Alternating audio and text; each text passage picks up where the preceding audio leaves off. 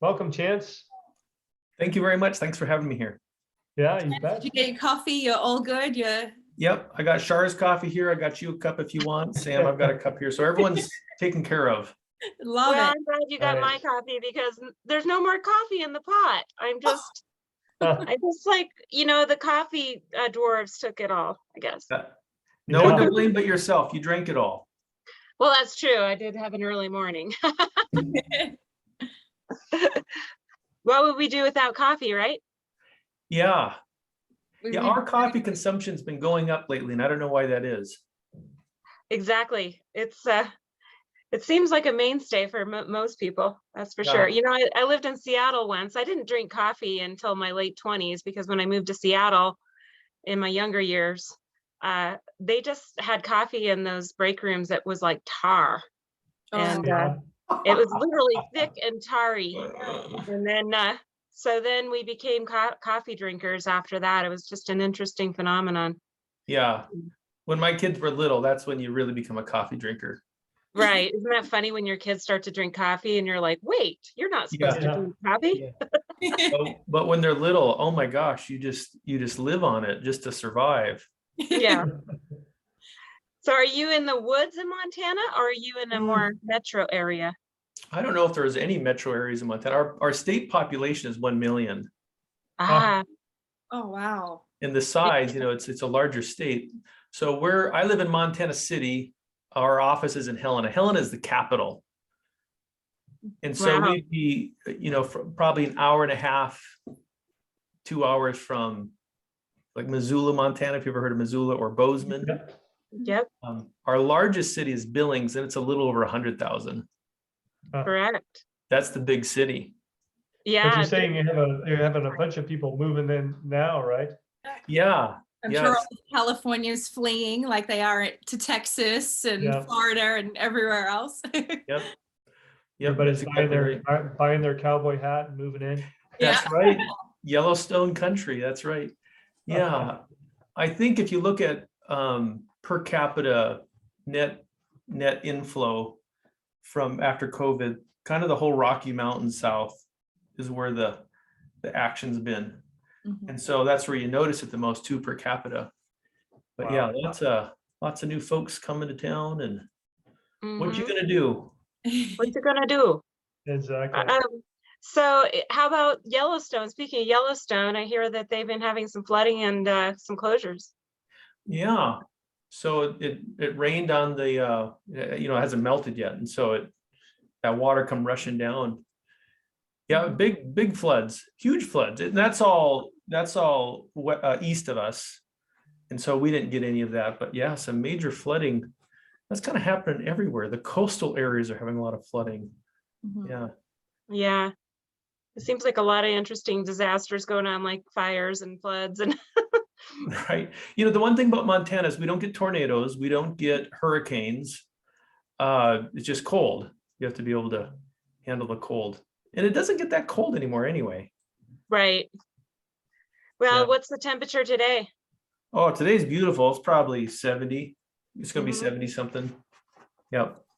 Yeah, I appreciate that here in Estes Park. If you've ever been to Colorado and Estes Park area, Rocky Mountain National Park, but it's interesting because it's a good 10 degrees cooler up here than it is on the, as they say, down the valley. I love how they say down the valley here. It's like, no, you go down a valley, but there's something called the Front Range. It's not really a valley.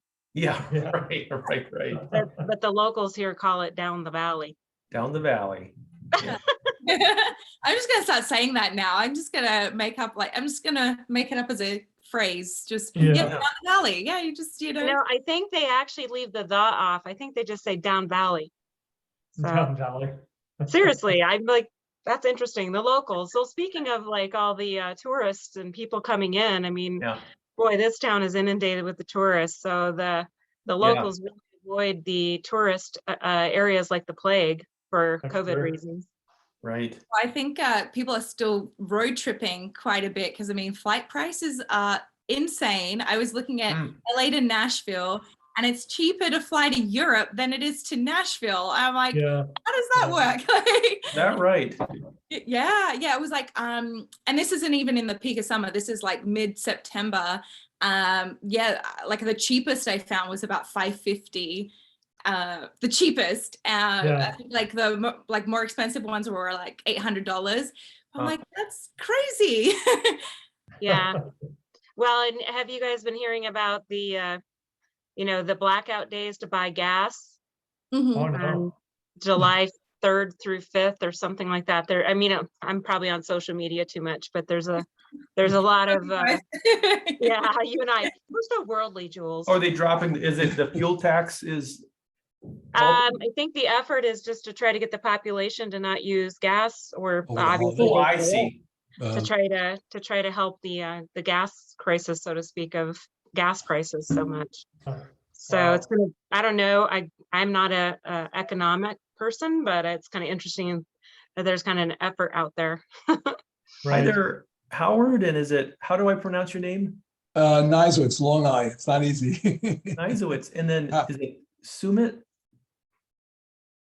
Sumit Singla. Right, Sumit Singla. Nice to meet you guys. My name is Chance.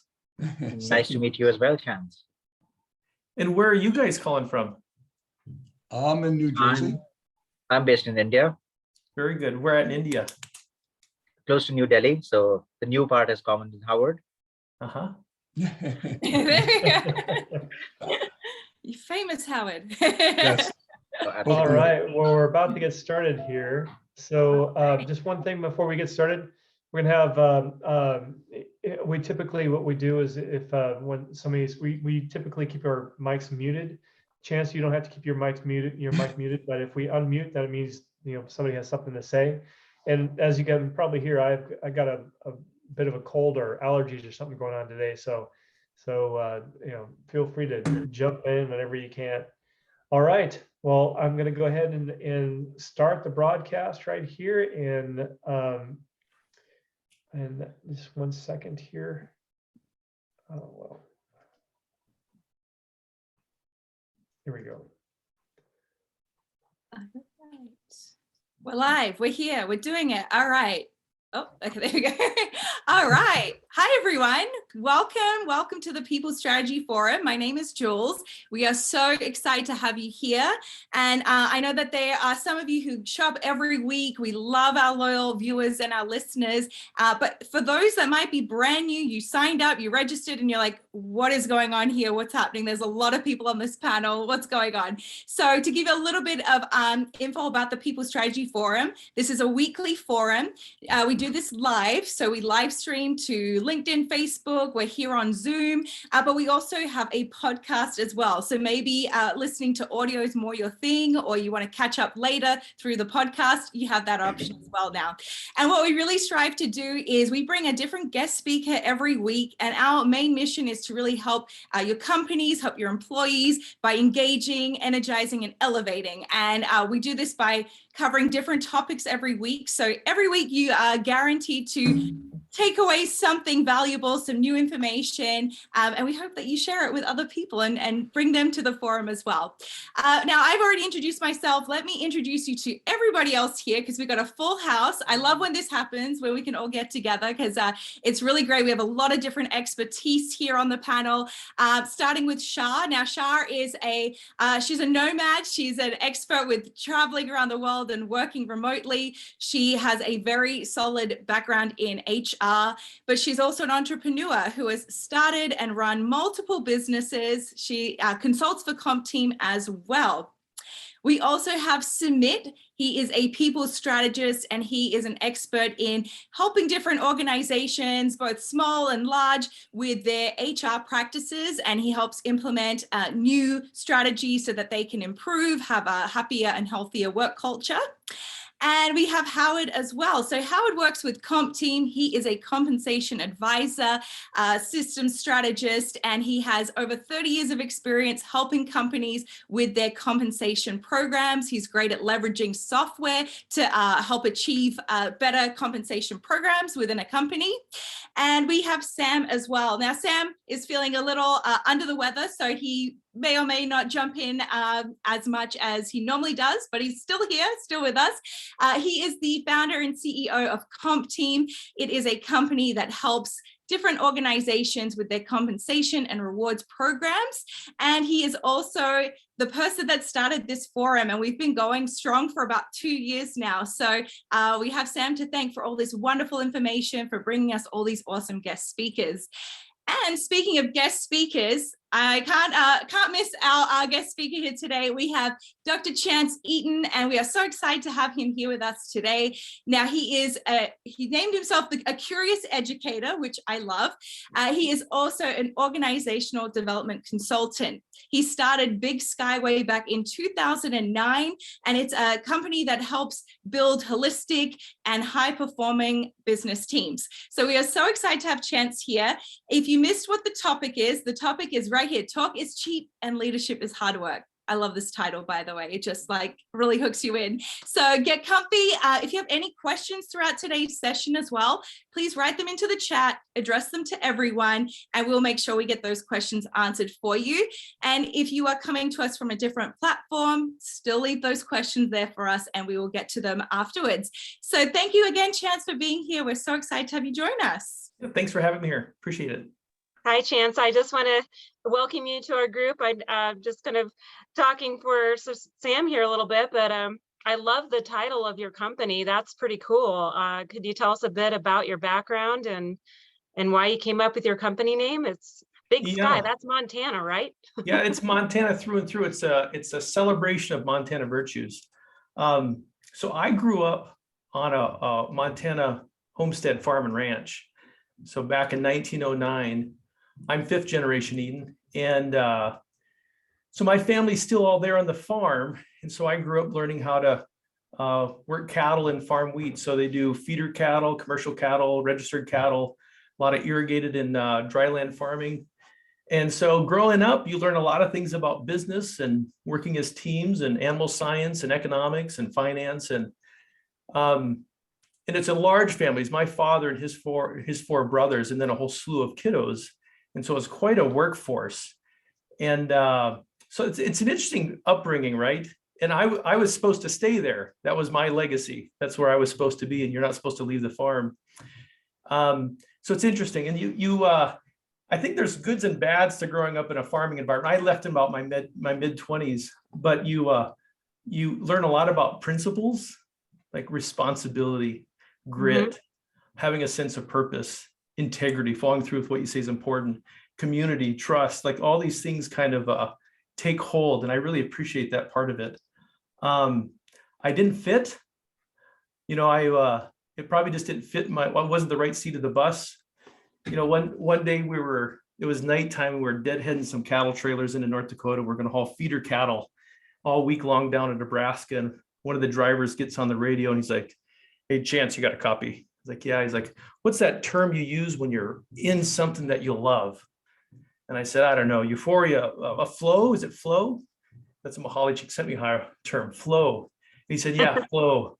He's like, "I'm in it." And I said, "How?" He's like, "Here we are in the middle of the night, driving trucks, chewing tobacco, drinking Mountain Dew and listening to country music. It doesn't get any better than this." And I was like, "You got to be ridiculous. This is the stupidest thing we can be doing, is sitting here driving a truck." So I never quite fit. It wasn't very satisfying for me. And one of my curses is I have this kind of existential issue in my mind since I was a kid. And I call it's like the happy moron, where you keep doing something again and again and again. And ever since I was a kid, I was like, why do we do this? What is this for? What do we live by? How do we endure? If we're all going to die someday anyway, what sense does any of this make? And so and the farm brings that to the forefront, right? Driving lots of miles, you're doing the same thing again. It's repetitious. And so I think all those things led me to leave. I was just curious. So what else is out there? How do we answer those existential questions? And That's so right. how did you find where you're at? I don't know if you find the answer. What were you going to ask there, Sam? Oh no, I just got, it's like, and plus the other hard reality of ranch life is that you never get to take a vacation, right? There's What's always that? something that you never get to take Never heard get of to it. take a vacation. There's a, yeah, what is it? Yeah, well, I've never heard of the thing. Yeah, right. You work 7 days a week. In my, in Montana, everyone hunts and fishes. And they say, Chance, don't you hunt and fish? And I said, we never did. We worked 7 days a week, every holiday. And so there's good and bad to that. So those can become bad habits in life, where when you get stressed, you go work. When you're concerned, you go work, right? That becomes, your mistress. You become addicted to it. That can be a bad thing. So yeah, I left. I went to business school, finance school, and MBA school, and then I kind of just wandered around for a long time. Went to psychology school. Went to existential psychotherapy school in London. I started teaching in London. Boy, I was bad, but I really liked it. It was my first university gig. Came back to the States, started working in treatment centers, did a master's of science in psychology, did 5 more years of higher education, teaching agriculture finance, ran a nonprofit for a while, started my business up, did some terminal school, a doctoral training, and then did some more HR work. I did work in a large enterprise system, like over, I think enterprise is considered 10,000, so 15,000. And so there you start to kind of see how things work and how messy things are. And I worked in work comp insurance. And so I did my business full time for a couple of years, went part-time, raised my kids, get some, get insurance, et cetera. And we fired this thing back up a few years ago. So yeah, Big Sky Way is a celebration of Montana virtues. It's those same old principles. And I think we've lost that. And that really weaves through the work that we do is how do we be responsible in our lives? How do we take ownership? How do we have a sense of purpose, direction, integrity, all those things that it seems like we've lost. I think that's fantastic. Yeah. I love the aspect of psychology. I just have a minor in psychology. It's nothing compared to your background in psychology, but it's absolutely fascinating how much psychology you use in organizational development and HR and talent management strategy. I think there's such an amazing tie. Yeah, there's it sure makes the job easier, right? So if you're sitting with a client, there's this educational aspect, there's this psychology aspect, there's this business aspect, and trying to find, understand that, what models make sense, how do we simplify this? It sure helps. It does help. Mm-hmm. Yeah. Yeah, I think it's a matter of what I call it, connecting the dots and connecting all the aspects, like you say, business, operations, HR, all the psychology aspects of it too. I think it's really, really quite fascinating. Yeah, this is such a messy field. Like here's an example. I'll go out, let's say we all go out for lunch together, and it's easy for us to have what Patrick Lencioni calls smart conversations. We can talk about technology, strategy, architecture, finance, marketing, right? The things you learn in business school. Like those are pretty straightforward conversations. And the moment we start talking about accountability, humility, conflict, engagement, it gets really messy. And even, very successful people, when we shift that topic to that, it just is such a messy topic and there's nothing straightforward about it. Finance is pretty straightforward.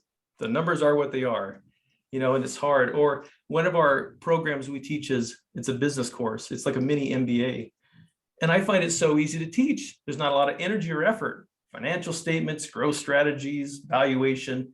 It's really straightforward. But then when I am teaching something in org development or leadership, I find myself having to prep more. The responses are messier. It's a really weird, messy field, and that's okay. Yeah, I've actually tried to coordinate my own version of leadership development processes. And in fact, I'm up here in Estes Park right now, where we actually did a whole, week with our leaders up here and coordinating all kinds of activities for our leaders to really understand team building and whatnot. In fact, when I was younger, I remember we used to do ropes courses and jump off telephone poles. Yeah, and yeah. Things like that. But it's a combination of doing that as well as really understanding the business. It's a challenging thing to learn about. Right. You have to deliver an ROI. There has to be it has to be sticky, even the forgetting curve. We forget stuff so fast. And so how do you maintain that and demonstrate an ROI? And Yeah, it's really making the business case for it is a legitimate conversation. Yeah, big money's in this industry too, right? Just leadership. Yeah. You're talking 15 to 80 billion, depends on who you talk to. The whole, all learning development planet-wide is probably like 360 billion, but there's a lot of money that goes into this field. And that's why companies are concerned. Like, are we getting our money's worth? Well, So, I did find it challenging because trying to figure out which quote leadership program or which consultant to hire or which program to go with, and then trying to present it to your executives and say, this is my recommendation, and then say, oh, by the way, this is going to be $300,000, for 9,000 employee type of region. It's hard to convince executives to invest that way. Yeah, I saw you had a question there, Howard. yeah, I was going to ask you, so when a company looks to engage you, how do you start? What's your beginning, entree into an organization in terms of assessing their needs? Yeah, and that great question, Howard. Most of our clients, by the way, are Main Street America. We're not working with larger companies. Larger companies typically will have people like us on staff already. When you go $500,000 to that 10 million revenues, they don't have us on staff. People below that, they want the content, they just can't afford it. The people bigger than that, they can afford it, but they have those services in-house. Most of our clients come from, they've seen us talk, or or a referral. So it's a lot of word of mouth. I'm trying to get away from that, but that's just kind of, but if we sit down, I don't know, I don't think there's anything super technical about it. I'm just trying to listen and understand where the pain points are and try to help them find some clarity. And then we'll talk about our programs. But one thing I notice is when people come into our office, 4 topics come up that relate to leadership. And I don't really love this term leadership. We've overly romanticized leadership. Leadership is synonymous with heroism. It's a terrible thing. That's how we do it in the West. I'm a leader. But people will come in because it's a business challenge. They're stuck in the owner's trap. Everything's dependent on them. And they don't have a business that's sellable someday. So it's a business issue, or it's something about their team. They're not performing well, right? They're not sure about, progressive discipline or running meetings or performance management, all that stuff. Or it's something that's related to culture, that employee experience, or it's related to themselves. So we have some folks they're control freaks at such a degree where they can't do good work. And that becomes a self issue. We have to talk about that. And so I think I'm listening to those kinds of things. We're trying to break it into simple parts. What is the essence of the issue? That's usually, 20 things. And then we find a program. We try to start people in education first, so we have that same language. So our education is pretty low cost. Start there, and then we can move into some kind of consult, something that's a little more specific. I don't know if that helped, Howard. Yeah, and looking at the different issues you're mentioning, is there anything that's come up as a main theme during all this time of people being at home and managers learning to manage new ways, remote staff, hybrid staff? Well, so is this the question, Sam? Is there a theme coming out of COVID? Is there a commonality that I'm finding? Yeah, I wonder, that's a really good question. I don't know if I know the answer to that. For me, I feel like we need to get back to fundamentals. So like take remote management. Just this idea of managing remote employees.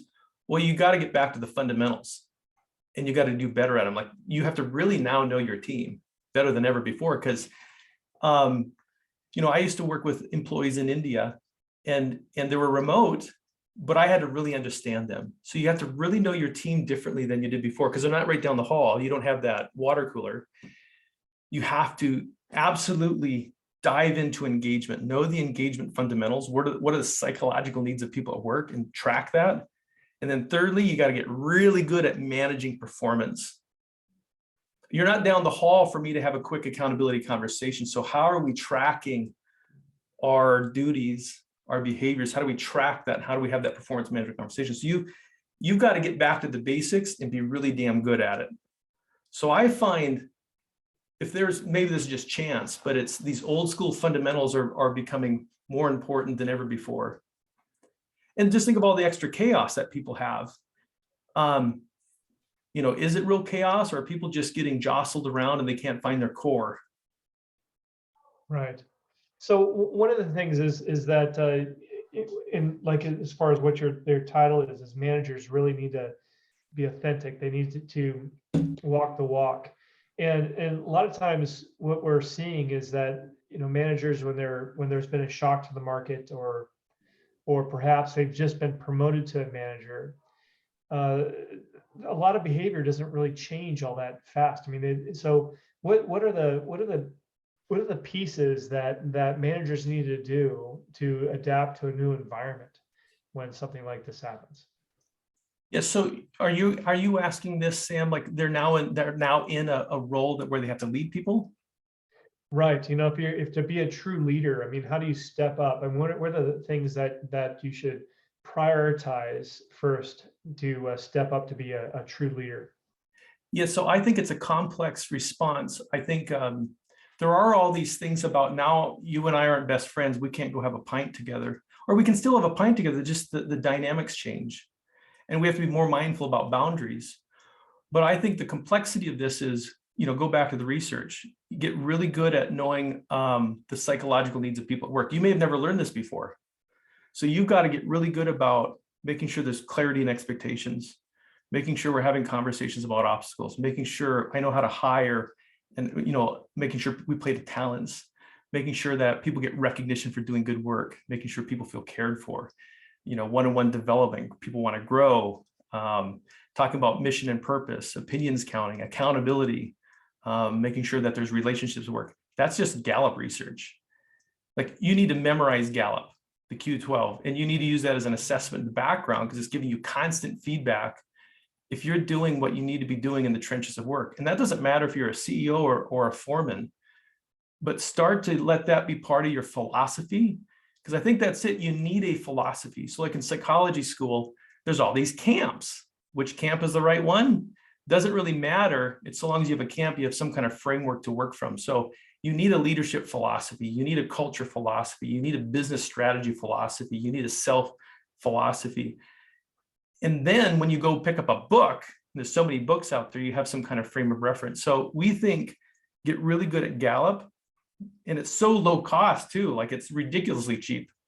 $15 an assessment. I mean, I worked in companies where we'd spend hundreds of thousands of dollars for homemade crap, right? And here you're looking at data that's normalized. All those factors correlate with profitability, productivity, customer satisfaction, retention, safety, theft. Like it's good data, and most of the variance is due to the leader. So if you want a script, you don't get many scripts in life. There's your damn script. And even as a parent, you know, that stuff's going to help me. Am I having clarity with my kids? Do their opinions count, et cetera? So that's part of it. And I think the other part is our issue is, and we don't talk about this, is that dimensionality. We're too unidimensional. We all have our comfort zones. And so if I'm a leader that's very objective, analytical, accurate, precise, possibly introverted, I'm leading from there. And I'm not meeting everybody's needs. People are like, man, that person's not very motivating. That person doesn't inspire me. They don't develop me. They don't really make that. They don't have that I-thou connection as Martin Buber talks about. I'm treated like a thing. And so when they live in that little comfort zone, they're just incomplete. They're missing so much of it. And you can take some of that's opposite. They're gregarious, energetic, encouraging, enthusiastic. They like to have fun, right? They have more of an extroversion type of presence. Well, they're pissing off everyone else because we start projects, we don't follow through with them. There's no clarity, there's no consistency, you know, and great conversations, but we're off budget. We never start meetings on time. And so when you're unidimensional, you're not only pissing people off, you're not doing a good job. So you combine Gallup with just learning to be more complete. You need to learn how to flex. You need to learn to flex into all those different areas. And it's not that complex. So you can, when the situation calls for it, I can be more commanding, I can be more accountable, I can be more stable, whatever that means.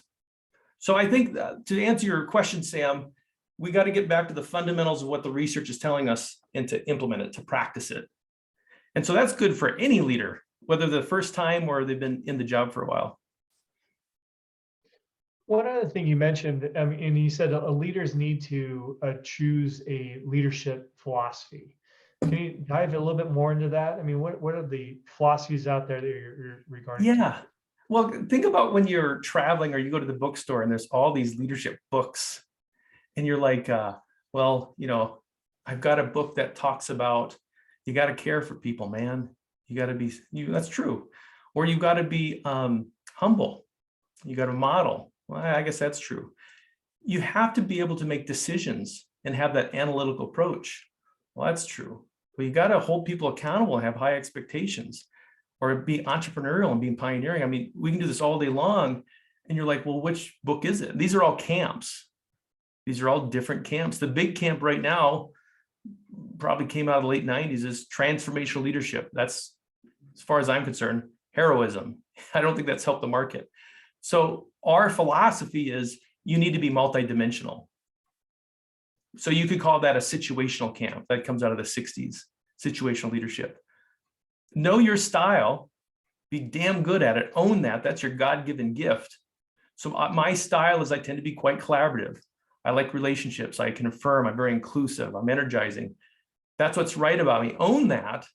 But I have to be able to flex and get better at expectations, clarity, accountability, accuracy, decision-making, right? Results. That doesn't come naturally. The business results doesn't come natural. So I have to flex into it. So that would be the philosophy, just to be more holistic. Well, one other thing you mentioned earlier is of course your business, the name of your business, the Big Sky Way, right?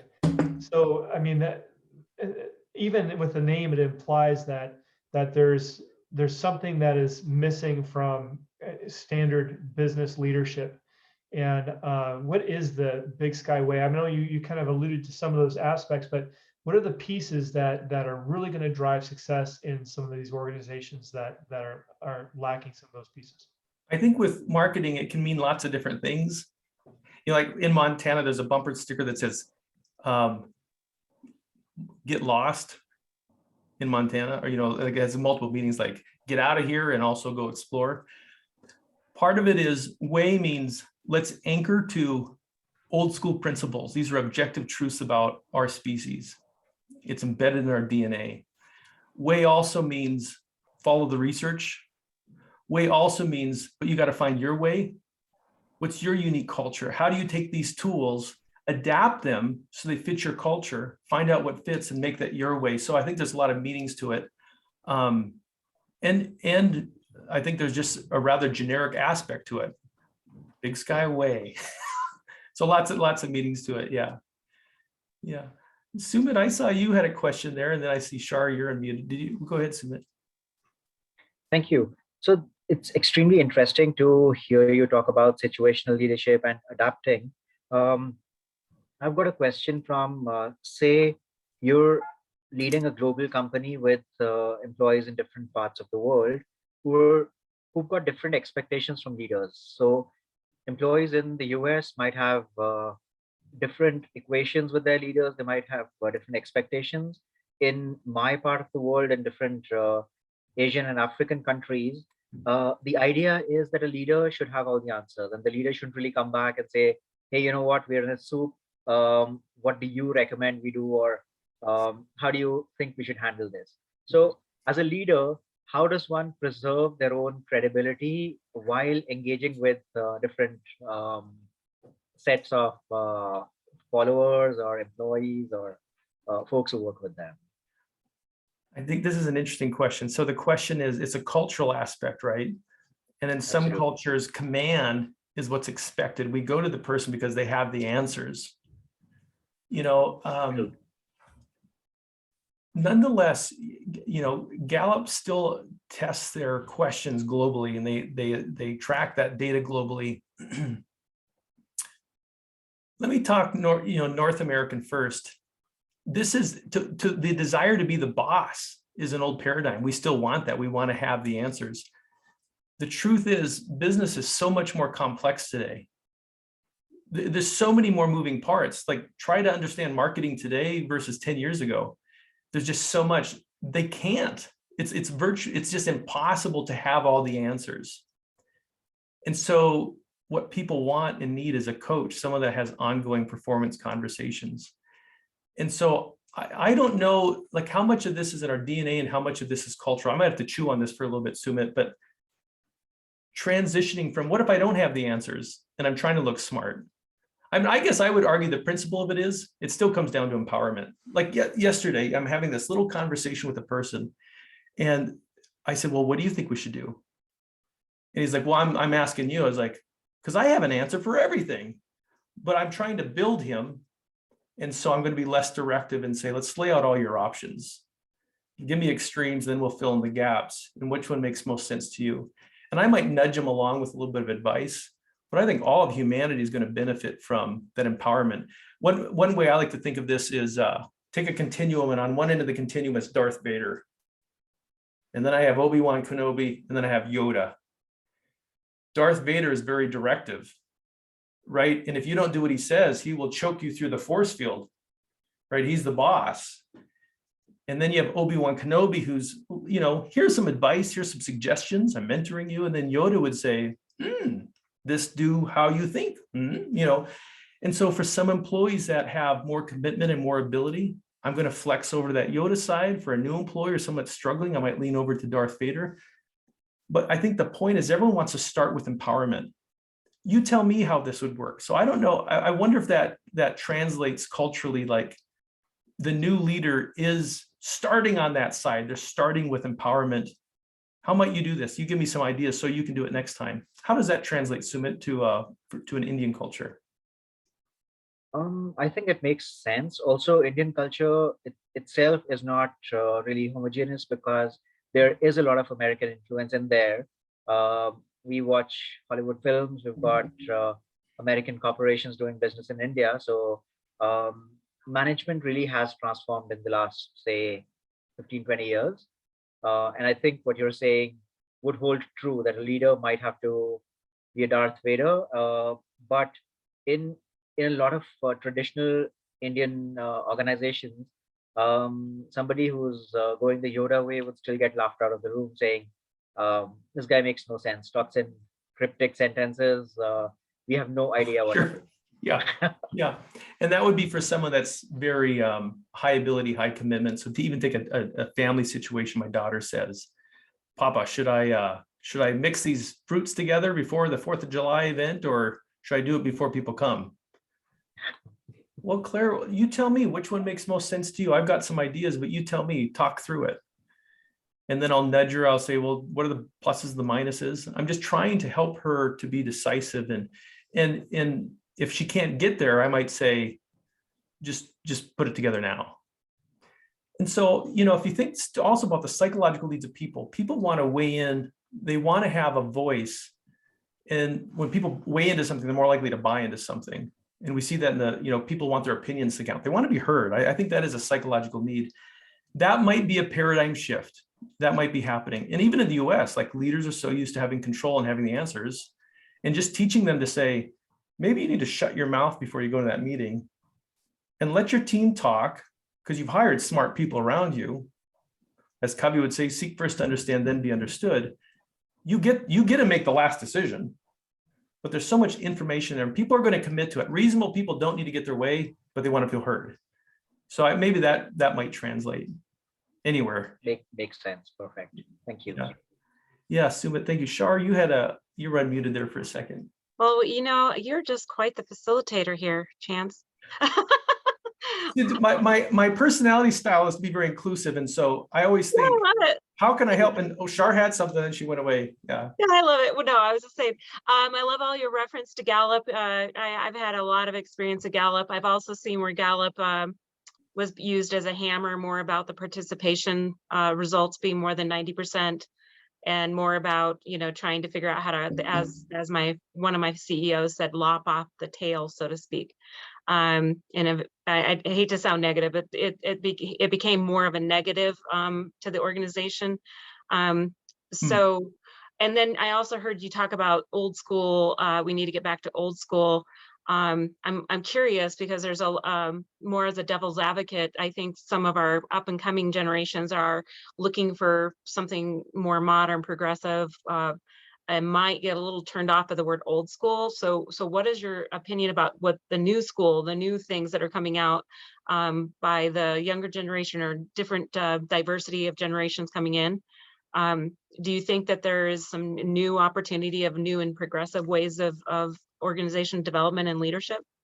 You see me saying no, I must be becoming an old man. No. No, I'm I old think, too, so I think you know, when you're getting old is you have a favorite spatula. yeah. I have number 1, 2, 3, and 4. Like I have my favorite. You know, you're getting old. I think right now it's entertainment. It's a dopamine kick. You know, you need to be a connoisseur before you can be a critic. You have to know what you're talking about before you can have some comment about something, and that's become lost. And I think this gets people into trouble. Like now everyone is a spokesperson, and it just becomes really, really fluffy. Like you listen to these folks talking about leadership, and it's feel good, care, accommodation, freedom. Those are all part of it. But I'm sorry, accountability is going to come in there, decision making, assertiveness, right? Decisions.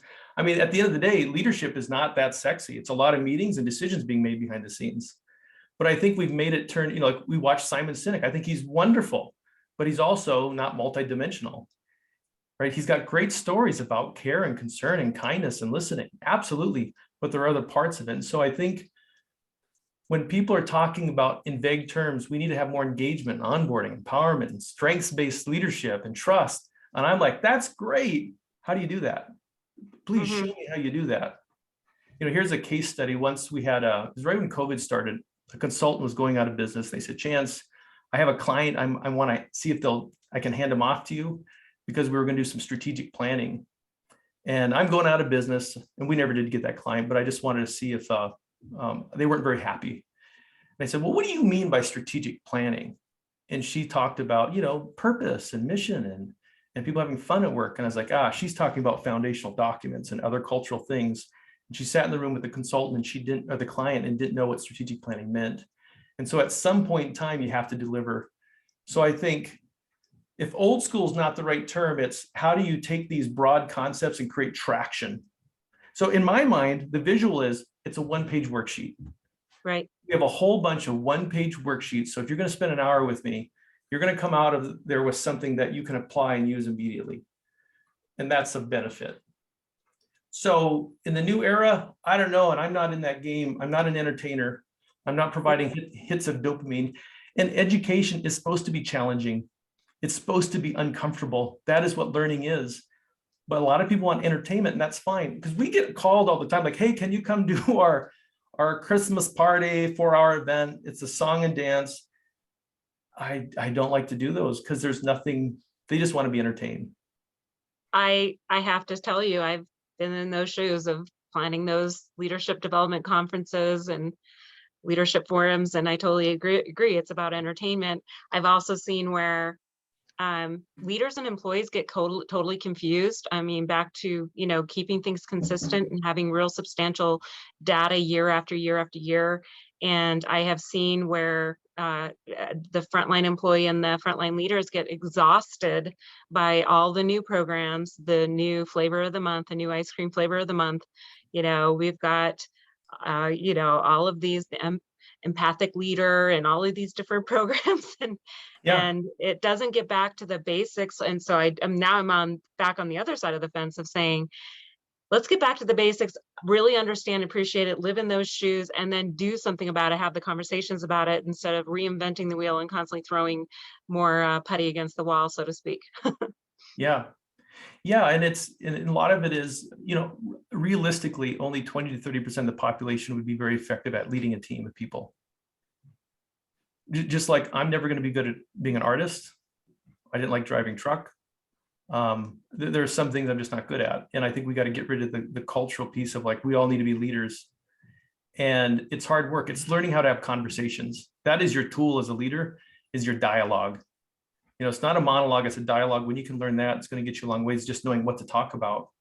And Gallup leads us there. One time we have a 2-month program. And after our program, we do 1 hour free performance coaching, just to take, you know, what are you working on? How are you going to apply that? And she said, you know, I'm a leader and I want to be a leader, but I was in the top 20 under 40 years old for my community. I went to the community leadership program, and I'm a leader, but I just don't like people. It's kind of the job. It's kind of, you have to love that responsibility in your shoulders. And a lot of people they want to feel important. That's what we do in the West. It's heroic. I want to feel important, but you have to love the responsibility. And back to this is the hiring piece. Are we putting the right people in those positions to begin with? Like, it's the right decision, first decision we make it. And by the way, the team leader has the most, like, this is good research. The number one driver of long-term organizational success, team leaders. So if I walk into a company and I like strategy, so I'm kind of looking at their business strategy, and we're looking at the culture and the people, blah, blah, blah. But where my eyes are really drawn is the leaders, watching them work. That's the most bang for buck. I think that's a great point there, Chance. I mean, when you just think about the title leadership, it's obvious that and I think that we overlook this a lot, but it's obvious that you must love people. You must want to, make an impact, to give direction, to have patience. Those things seem almost part of the title, that word of leadership, right? And I think that so many people are thinking that it's more of just a career stone or a milestone that I need to achieve for myself to be successful, right? So I really like how you've brought that to light. I mean, it's so obvious and so overlooked at the same time. Yeah, the number one reason why people leave jobs is career growth opportunities. And to get those, they actually leave the company. Like 90% of the people, 91% leave to have that growth opportunity. And when we think about growth and development, that's a psychological need. People just look internal, like, well, the career track will take me to this position, this leadership position. We say our definition of leadership is to influence and mobilize others to accomplish common objectives. Nothing that sexy about that. And we have to get better at being more creative in how do we develop people. It's not just towards leadership. It might be some people are wicked smart and they want to sit on different kind of committees and projects, more responsibility, higher client load, or different kind of client loads. This is that talent piece. I need to know you. I need to know my team really well. And how do you grow? How do you want to grow? How do you like to be challenged? There are actually a lot of ways to develop, and it doesn't have to be leadership. The day will come. I worked with a company once where we had a production manager and the people manager. It was like a dual career ladder. It was I don't know how you describe that, but they were the production expert and I was the people expert.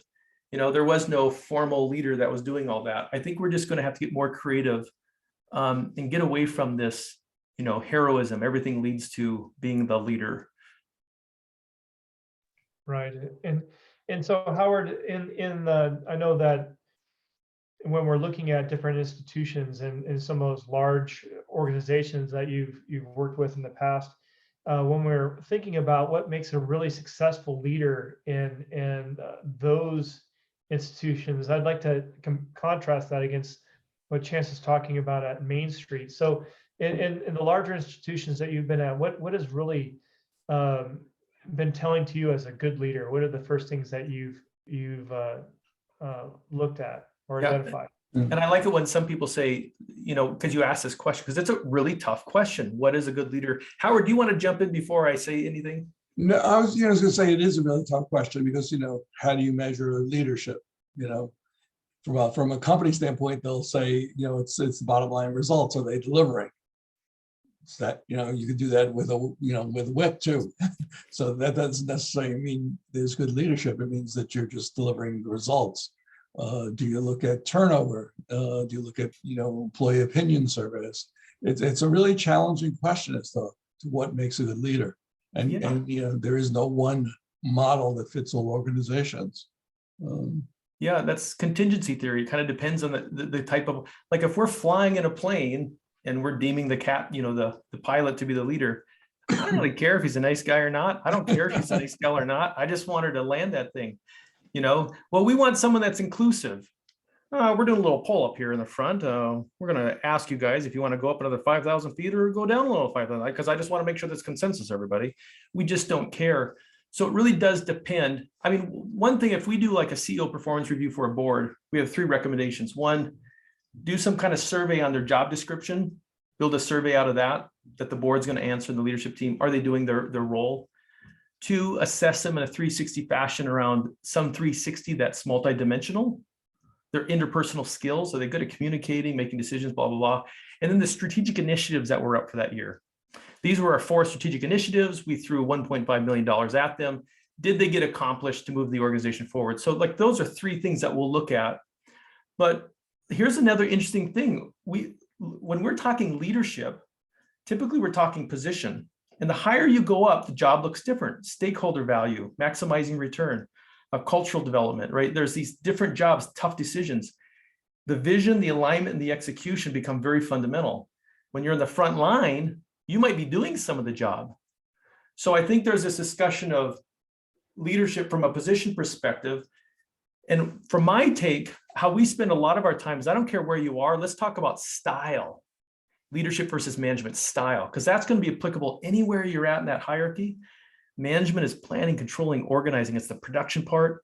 Leadership is that outward thinking and that relational aspect. If you can flex both of those, I don't care where you're at in a company, that's going to help you be successful. But it's hard. This is hard stuff. Go ahead there, Howard. I see you're in. Yeah, can you measure leadership via engagement? Because, if you have, engaged employees, typically that leads to better performance, better results. It should be a metric. So if you think about all the metrics that we track, all the KPIs that we have, and there's usually a handful that we want to be known organizationally wide. We want to be very transparent. Behind the scenes, there's more layers. And think balanced scorecard out of Harvard. We can track, financials, customers, culture and people, and then operational efficiencies. I think in that balanced scorecard, employee engagement should be a metric. Because most boards are worried about financials, right? Profitability, return on assets, return on equity, market share, et cetera. And they're worried about operational efficiencies, production per labor hour, et cetera. Really holistic companies say, yeah, but we also want to be religious about net promoter score, customer satisfaction, return rates. We also want to be obsessed about turnover, employee engagement, individual development plan completion. How deep is our bench strength? Companies that can have that holistic perspective are just going to be better. We've had clients that say, we're going to get obsessed about gross margin. And it takes 6 months and they piss everybody off. So that holism theme keeps coming back again and again, that complete model.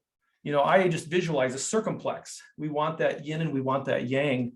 And we need something that's sticky, but we need to develop a philosophy. So there are ways to measure, like I said, with the board, these are 3 things that we might look at.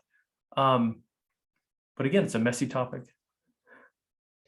Yeah, it seems like there's you have to think about a leader at how well they're doing at any particular moment really depends on who's looking, right? So there's a leader has to deal with society and employees and customers and clients and so forth, and they all have different needs at different moments, right? And I think that the most important part is that I've seen of success there is those leaders that listen very carefully. They're able to foresee issues in the future. They can take action when needed, and hopefully have that foresight. And and they're able to adapt to those changes, over time. I mean, those are the things that I've witnessed overall. And being really smart about what is your strategy. Yeah. Is our focus the customer experience? Is our focus being a product leader? Is our focus being operationally effective and efficient? When everything's important, nothing's important. And so you really do have to pick a strategy that makes sense in your marketplace. But so you can see why this is messy. There's a conversation around position. There's a conversation around style. There's just a lot of stuff here. And yeah. And one of the things that, I know that we're coming towards the top of the hour, but that's one of the reasons why you mentioned communication as being a core element of leadership and so forth, and managers understanding what their people are looking for and so forth and wants to get into our sponsor that we always mention here on the People Strategy Forum, the TMA method. And so it's definitely a way for leaders to, or managers to really know what their employees are looking for in their business, to learn about that. So and it's rooted in a lot of the psychometrics that you were talking about there, Chance, earlier. So that, you know, there's assessments that you can give out to the organization and or your people to learn more about them, whether it's Gallup or TMA or another version of this. But the important part is listening, you know, searching, listening, and hearing and reacting to that feedback, right? So definitely a piece to take in consideration. So if any of our listeners out there want to learn more about the TMA method or a sponsor, please reach out to me, and I'm happy to tell you a little bit more about how the TMA method can help your company. And also, as before we continue on here, and I know we're coming to the last few minutes, and so if anybody has any questions, you know, please let us know, and we'll deliver those to Chance. But I want to acknowledge our speaker for next week. It's Stoyan Yankov, and we're going to be talking about the 7 pillars of a strong team culture. And so Stoyan is going to bring us an international perspective of what's worked across a lot of different countries and locations. And so I'm really looking forward to that conversation. But as we wrap up here, Chance, I mean, just thinking about other aspects of leadership, what are the key things that you would like our listeners to hear about today, or what is the points that you want to resonate with them? Maybe there's 2 parts right here. Recognize that there are different hats to leadership. Is it leading the business? That's a whole different discussion. Is it leading your teams? That's a whole different discussion. Is it leading your culture, the employee experience? You know, even as an employee, I'm an employee. How do I lead? You know, and to embrace that culture. And then how do I lead myself? So I think it's helpful just to know that we're talking about different things. And then I think I love old school stuff. Yeah. You know, the basics, the fundamentals. Yeah. You know, think about in the research, you know, if it's about leading the business, what does the research say about companies that sell for a higher multiple EBITDA than companies that sell for a lower multiple? We know that. We know what those factors are. And so how do I abide and honor that? You know, when it comes to teams, we've got great research, you know, that helps us to understand the yin yang of management leadership styles and how to get out of being one-dimensional. You know, our job is to increase performance. You know, we know a lot about culture. It's very helpful if we work together that I really understand Howard's preferences and how he works and how he operates. And it's really great if he understands me and Sumit, et cetera. And understanding what are the fundamentals to how teams actually work. We don't learn that in business school. How do great teams work? Where does trust come into that? What's that mean? How do we have great conflict versus artificial harmony or mean-spirited personal attacks? How do we commit to something? How do we have accountability? How do we have a sense of purpose in who we are and what we do? Like getting away from the siloing and the politicking and the turf wars and all the gossip. These are old school, fundamental, easy topics. And then even myself, how do I lead myself? You know, we're secretly waiting for great things to happen to us, right? We're addicted to our past. And so how do I get back to principles, knowing my strengths, learn how to meditate, find that calm, right? So I can stay balanced, that psychophysiological coherence, right? So I can be better at all these things. So I think if there's a lesson here, there's leadership means different things, depends on what we're talking about. And go back to the simple stuff, especially in times of chaos. Go back to simple. And what we mean by simple is make sure it has rigor, has theoretical framework and research around it, and I can apply it today. So visualize 1-page worksheets that I can talk about with my team and keep the dialogue going. So I think that might be a little bit of a take home.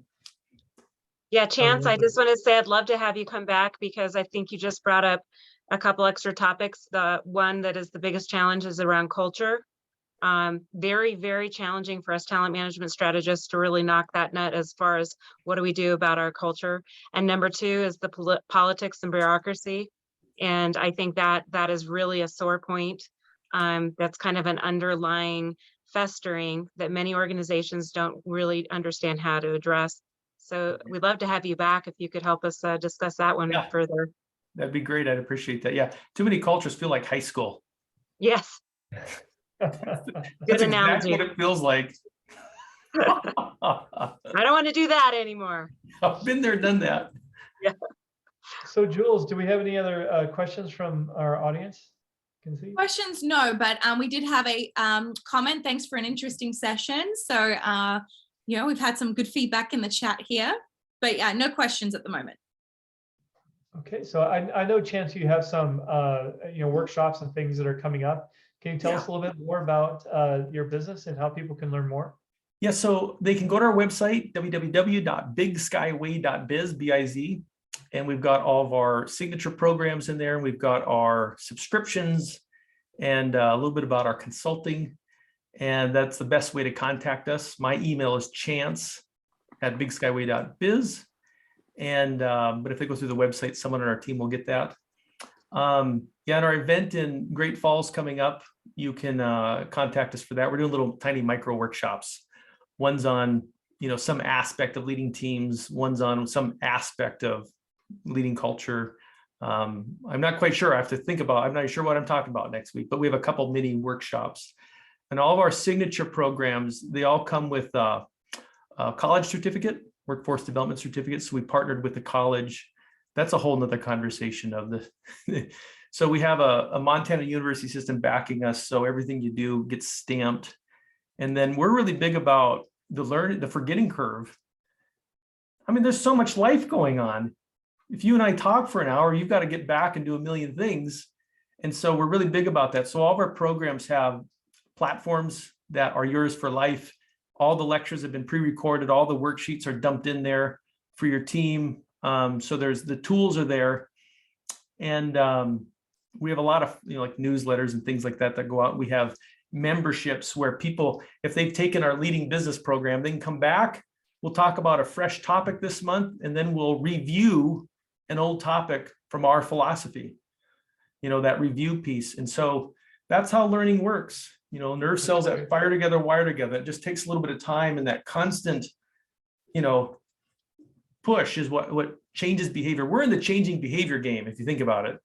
That's right. And I'm so glad to hear that you have those tools, those on-demand tools, because a lot of times you just want to go back and it's like, well, what did Chance say about that? It's like, oh, and you can pull that up, right, get that nugget right there. Yep. Perfect. Well, thank you so much, Chance, for sharing your wisdom with us today. It's been a pleasure. Yeah, it was nice meeting you, Jules, and Sumit, and Howard, and Shar, and Sam. And thank you guys for letting me spend a little time with you. Yeah. Well, we'll hope to see you next time on the People Strategy Forum. And until then, you have a wonderful summer. All right. Thank you, guys. Take care. Thank you. Bye. Thanks, Chance. Thank Bye, you. everyone. Cheers. Bye.